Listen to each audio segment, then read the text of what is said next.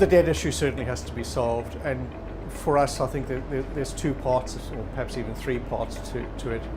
The first part is the amount of interest that gets paid on the debt, and it's all very well to borrow money, but when you're paying interest instead of rolling out further infrastructure projects, that's a challenge. The second is the level of debt itself, and which means that if there are any further financial crises, the government is much more constrained in what it can do and how it can respond.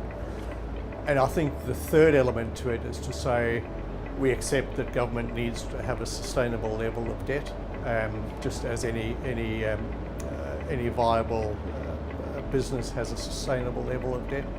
So we're not opposed to debt as such, but we would like to see debt directed at productivity, increasing and improving assets, rather than directed at paying for wages and salaries, which I think had been the case. For our membership, it's all about pipeline process and private sector engagement in the delivery of infrastructure.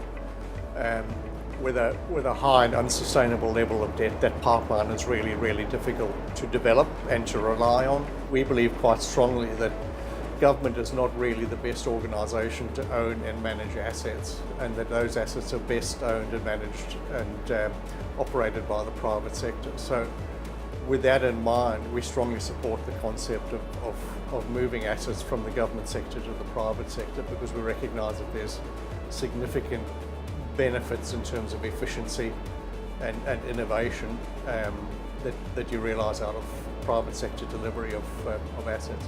We see a role for government and we see a role for the private sector, and we don't see them overlapping.